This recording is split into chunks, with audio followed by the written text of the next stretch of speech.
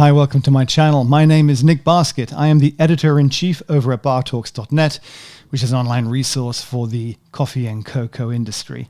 Now, a few weeks ago, we did a review of my Rocket R58. I've had it for a couple of years, and it was a sort of warts and all what I think about it. And I had a great comment actually on that video where, let me see, the person's name was Jetav88. Possibly not your real name. And they asked, well, if you were spending $4,000 or less, what would you get now, today? And I thought, wow, it's difficult because the prices have gone up. The machine I really wanted, that I've been kind of hankering after for a while, was the Sanremo U. The trouble is that you couldn't get one. I mean, I saw one at the Amsterdam Coffee Festival and really liked it, really liked the guys who were distributing it over there as well.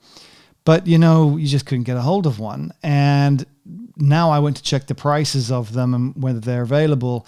I think you can get them, but the prices have gone up, and they're now like in the £6,000 territory. I don't know what that is going to be over in the US. I mean, obviously crazy things are happening at the moment with the dollar versus the pound. I'm sure everyone's aware.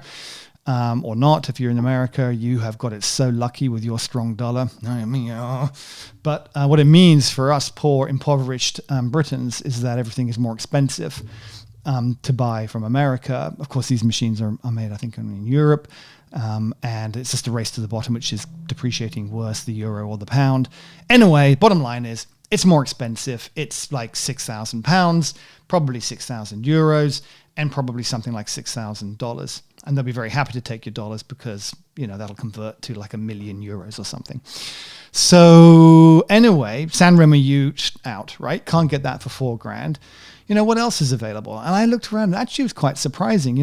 There were machines about a year or so ago. I remember Max and I were talking, we were going like, wow, £4,000. Oh, it's so much money, £4,000. Like, who's going to spend $4,000? Now it's like, that seems like a bargain. $4,000, I'll take two.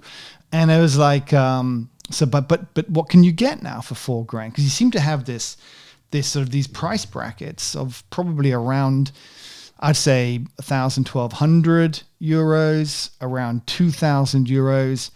And then there's this sort of, I wouldn't say necessarily a gap.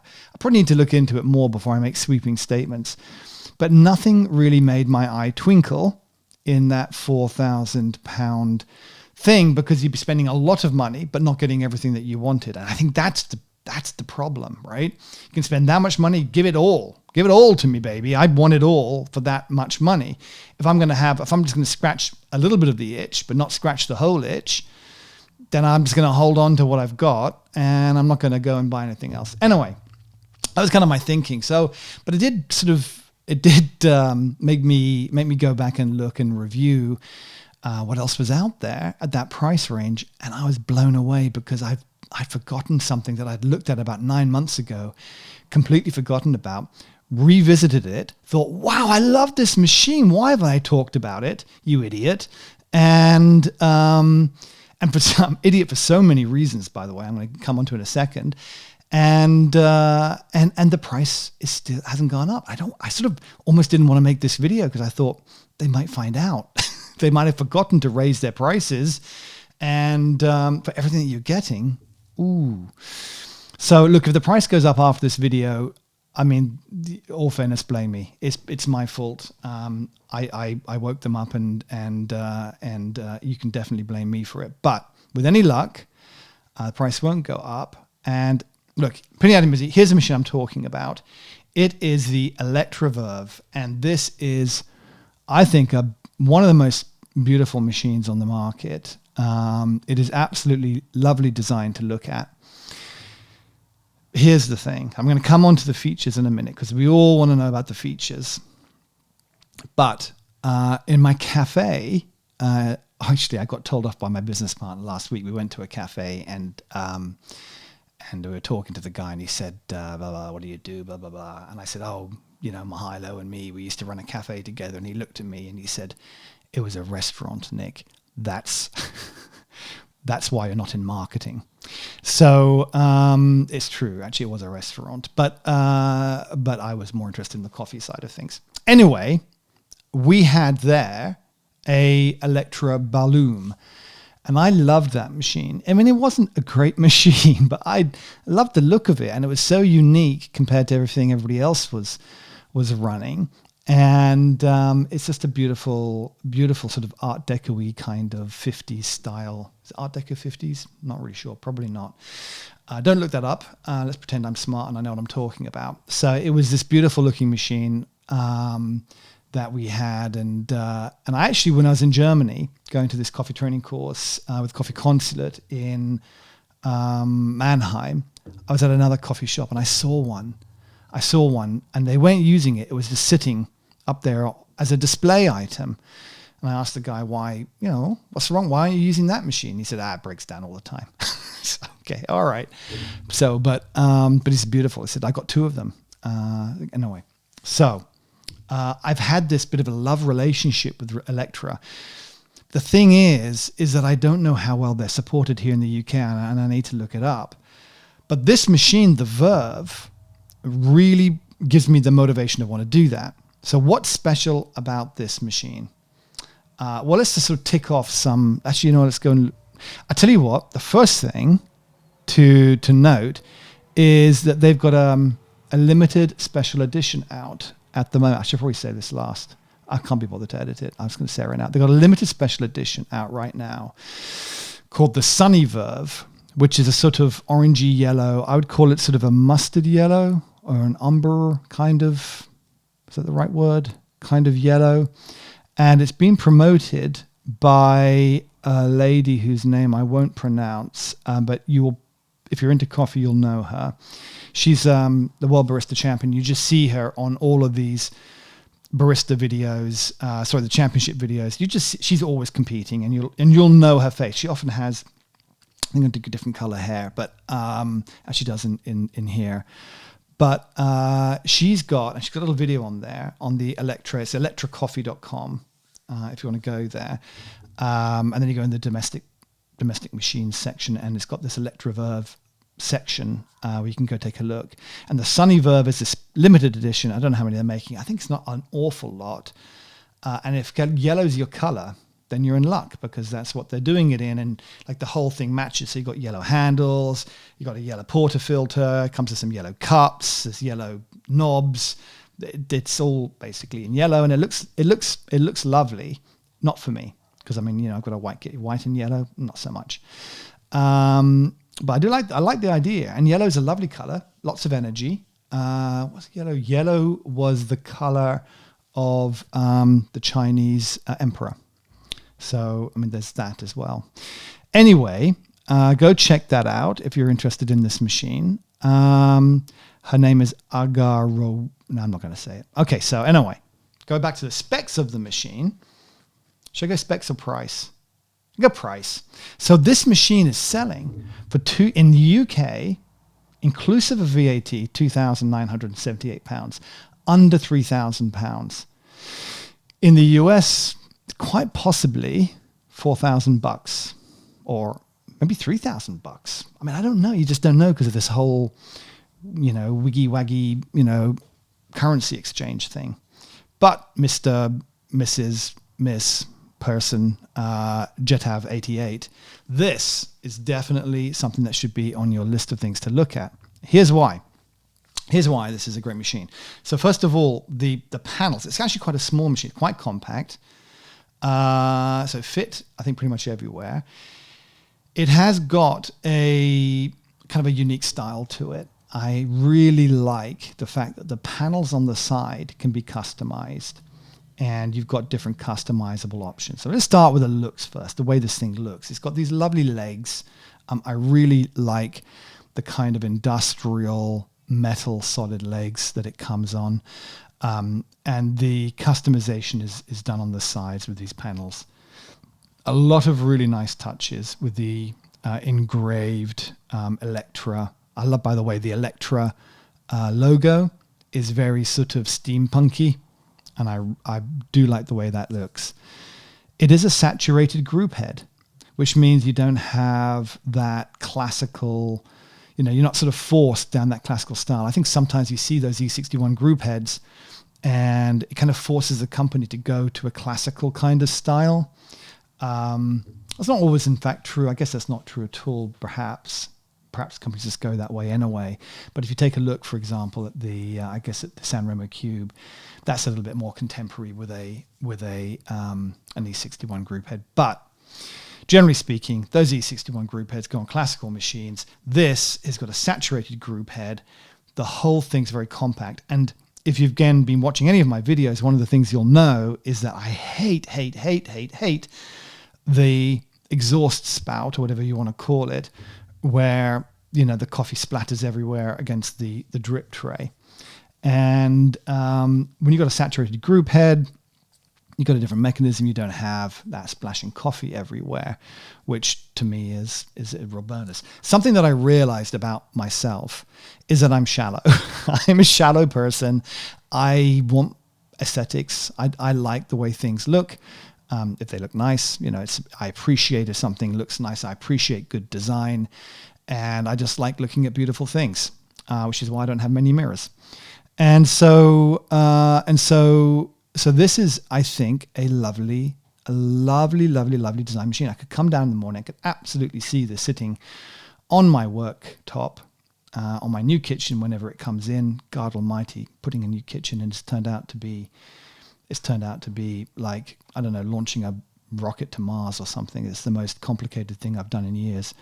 But eventually when it goes in, this could potentially sit there really beautifully with the wood, maybe matching. I think you can get different kinds of wood on the outside. You can get oak, you can get different types of wood stacked together. I personally like these different sort of types of wood. So they've got this strata of different colors and things on the, it's nice. Great thing about wood is that you can mix up any kinds of wood together. Wood always goes with wood. Not the same with man-made materials.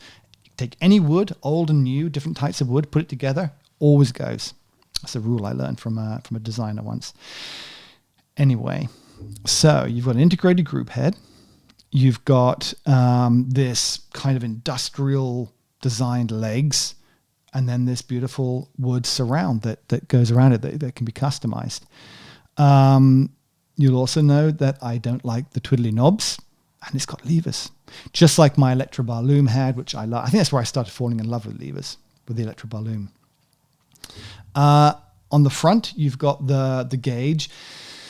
I mean, I was sort of, I have to be honest, I never look at my gauge, but that's because I can't adjust the pressure. So one of the nice things, again, about this, I started to look through the specs. I was like, wow, you know what? You can actually adjust the pressure. You can't do pressure profiling. This is the one thing it doesn't have, is pressure profiling. But you can, with a little screw on the side, adjust your pressure. So maybe the pump, the mammometer gauge on the front actually does have a functional purpose, which makes it okay.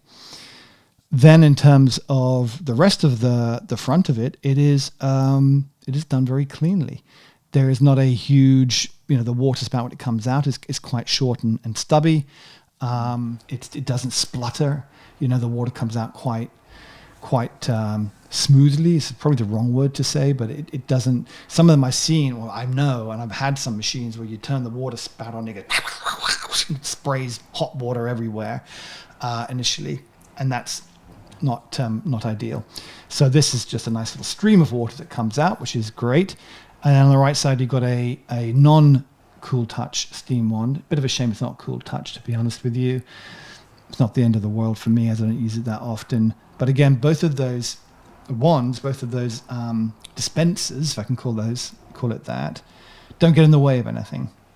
Which is, again, it's really nice. One of those little things is I've used machines, and I've even the Il Gaggia Classic was like this. That steam one was always in the way somehow.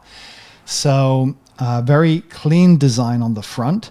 The saturated group head coming down. Angled portafilters. I mean, God, why doesn't everybody make an angled portafilter? Completely bananas. And on the top, a functional, cup warming rack. A little bit weird in that the cup warming rack, if you're using the tank, I think it's a 5-liter tank, and if you're using that tank, you have to take the cups off and then take some little cages off and then get at the thing underneath, which is a little bit weird, a bit fiddly. So it's not ideal. Probably why they put 5 litres of water in there. So don't have to do it too often. It's probably not the end of the world. But since it's rotary pump, hooray, tick another major box, you can plumb it in. So why wouldn't you? Absolutely do that. So plumb that baby in. Make sure you've got, of course, all the right things, gubbins and filters. And I use a BWT water filter because we've got quite hard water where I live. Getting that absolutely right is just a worry-free thing now, which is fantastic. And I believe also the drip tray, a bit like my rocket, which I haven't done this to my rocket because it just seemed like a bit of a faff, but I might do it with if I was going to get this machine, would be to connect the drip tray to the sink so that it drains. Now the reason I didn't do that was, one, because the rocket has a very large drip tray and it's very easy to take off and throw. And also I like to clean it because the thing is, you see, it gets a lot of coffee nastiness underneath. It sort of just gets very brown and coffee-ish, and because obviously all the exhaust spouts going in that way. So the thing I thought for sure would be a killer for me. So let's go through what we've got. We've got this rotary pump, hooray. It's a saturated group head, amazing. Levers, lovely. Wonderful design. Oh my God, this is perfect. 2,900 quid is under $3,000. Unbelievable. Half the price of a San Remo U. Half the price. I'd love to see. I mean, I don't want to beat up the San Remo guys because I do like their machines and I like the people. But how can you justify double the price? You got the flow control, you've got some nice electronics, but double the price. Hello. I would say if you could say the Electra was kind of shoddily built, you could be like, yeah, but our quality, but it's not shoddily built. The only problem I had with my Barloom, and this is well known amongst Electras, is that the tolerances are so good on them that when you want to get your portafilter in, it's not an art, but you have to, it's snug. That thing goes in, it's tight. It's done properly. You just know that it's been engineered really well. So you can't say it's a quality issue. I believe. I haven't actually touched and felt this machine, but Electra has a great reputation, and the Electra that we had, I mean, I would say that there was the one that broke down a lot, but that's dare I say, sometimes you just get jinxed machines. My son's got a jinxed laptop from Dell at the moment. Everything he does, it just breaks. It never works, and it doesn't mean that Dell's a bad company. It just means that he's got a jinxed machine.